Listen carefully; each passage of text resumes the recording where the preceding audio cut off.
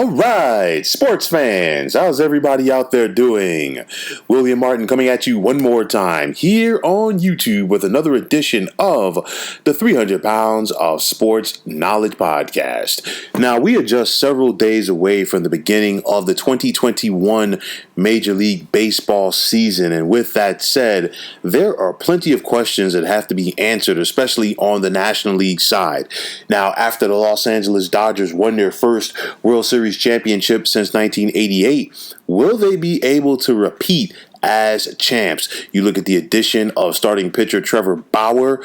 This is going to be a big boost for the Dodgers rotation, but at the same time, you have to ask yourself, how much does starting pitcher Clayton Kershaw have left in the tank, as he is now 33 years of age? You also look at Walker Buehler and that rotation, who is really emerging into an all-star, and the return of David Price. David Price has had elbow issues dating back to his time with the Boston Red Sox, and you never know what you're going to get out of Price. Will Price be a long reliever? Will he be a short reliever out of the bullpen, or will he be a starter? We'll have to wait and see.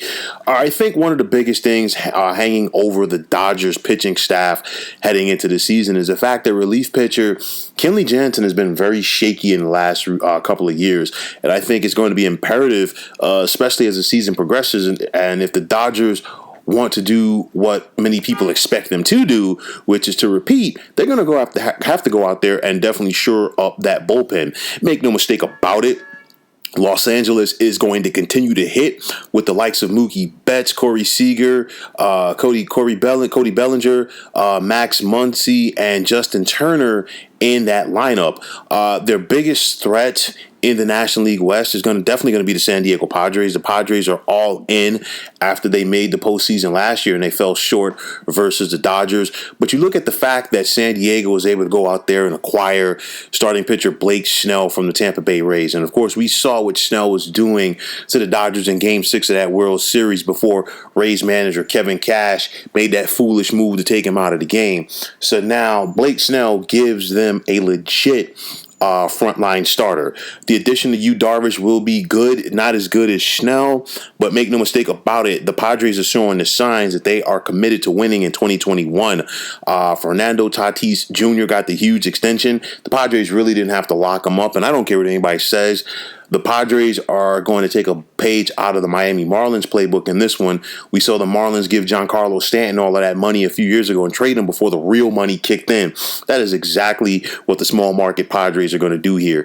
You still have Manny Machado. You still have Eric Hosmer. And, you ask yourself, do the Padres have enough to get past the Dodgers?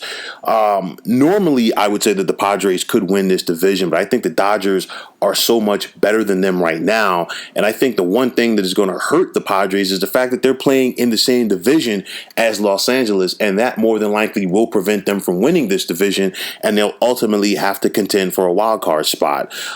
You look at it, staying in the NL West, will manager Gabe Kapler have a mutiny on his hands with the San Francisco Giants? I mean, we've seen Kapler wear out his welcome very quick when he was a manager of the Philadelphia Phillies, and now you have more veterans, the likes of Buster Posey, coming back for the Giants in 2021.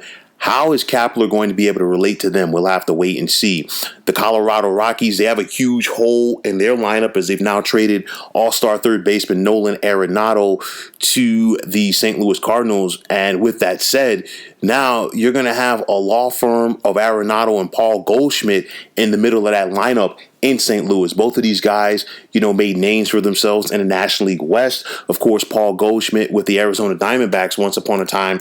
And now the middle of this Cardinals lineup is definitely going to be formidable. And their pitching staff is going to be once again solid because they were able to agree to terms with veteran catcher Yadier Molina to have him come back to St. Louis, and he'll more than likely finish his career with the Redbirds. Looking at the Central, you look at the Chicago Cubs. They definitely appear to be rebuilding.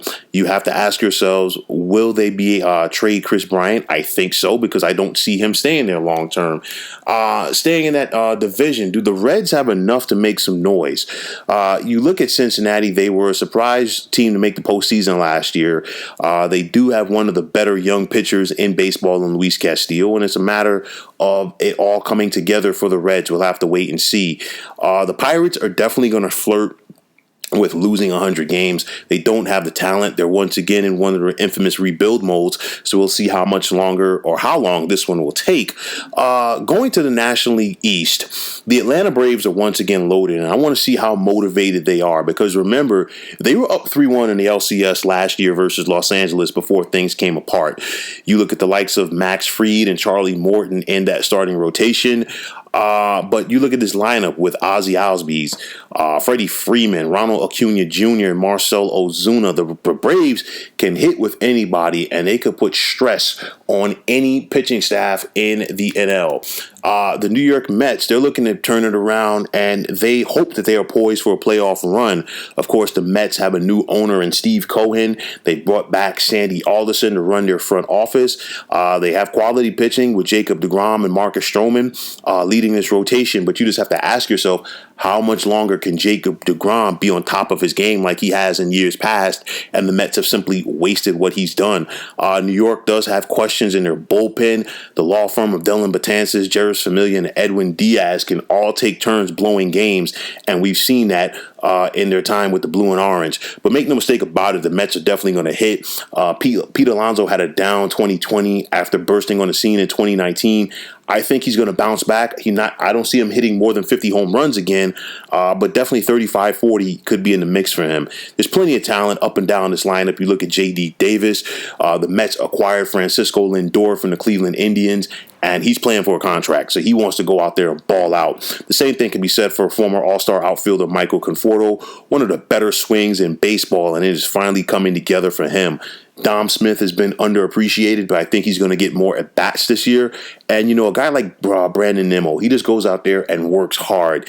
And speaking of working hard, the Mets really, added to their defensive rotation in their outfield when they picked up veteran outfielder Kevin Pillar, as he can go out there and do a little bit of everything. The Miami Marlins are looking to build off of last year's surprise trip to the playoffs, and they're going to have their hands full because this NL East is once again going to be tough. The Phillies, they're trying to become a threat under Joe Girardi. The expectations were there last year, and it just simply didn't work out. Aaron Nola and Zach Wheeler in that starting rotation, they got to bring it, especially for Zach Wheeler, because the Phillies gave him a ton of money in free agency. Bryce Harper, will he be able to carry this Phillies lineup? That's going to be the million-dollar question coming out of the city of brotherly love. We'll have to wait and see. And, the team that's expected to finish in the basement of this tough division, the Washington Nationals. Remember, it was not that long ago that the Nats were World Series champions, but, this was a veteran club. They lost some people in free agency, and now the fire sale has begun. And with the, alluding to that, you look at former Cy Young Award winner Max Scherzer. He's in the final year of his deal. Will the Nationals trade him? I think they will, because they can get something back for him at the trade deadline. There are definitely going to be a whole bunch of hungry contenders that are going to line up for him as he is closing in on that coveted 3,000 strikeout mark for his Hall of Fame career. So with it all said and done, who wins the West? I think that mark once again goes to the Dodgers. I think the Cardinals will walk away with the uncompetitive NL Central. The East is going to be so tough, but the Atlanta Braves are still in the mix. The three teams that you have to look out for when it comes to the wild card, I'm going to say the Padres, the Mets, and the Phillies. I think the Padres definitely get there because they got to find a way to take care of their business versus the weaker teams in that National League West.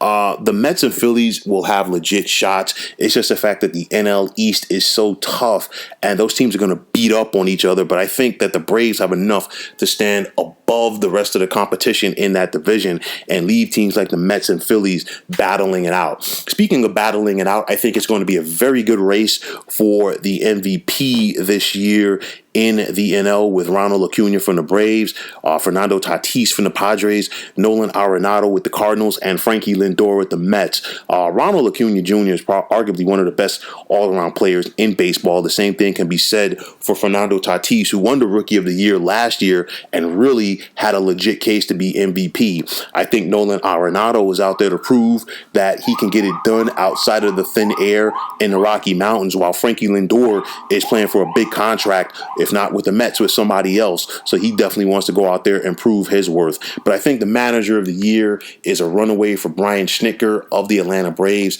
He has the best, or one of the best overall teams in the National League. And I think if the Braves can find a way to go out there and win 95 plus games once more, Schnitker will get plenty of recognition. So I think the excitement and the action this year in the National League is going to be fast and furious. Buckle up, because I think baseball is really back in full effect, and let's see if they're able to get 162 games in 2021. So folks, that is going to wrap it up. And as always, I want to take this time out to thank you for tuning into the 300 Pounds of Sports Knowledge podcast here on YouTube. I want to take this time out to thank all of you fine folks out there for subscribing to this channel. And if you have not already, please feel free to hit that subscribe button. Now, if you are on Twitter, please feel free to follow me at 300 Pounds of Sports. And like I always say, if you follow me, it'll be my pleasure to follow you right back. There's also the sports discussion group on Facebook at the Sports Depot 365. You can check it out, drop a line, and be a part of one of the better sports debating sites going on social media. So once again, fine folks, my name is William Martin. Take care and have yourselves a wonderful day.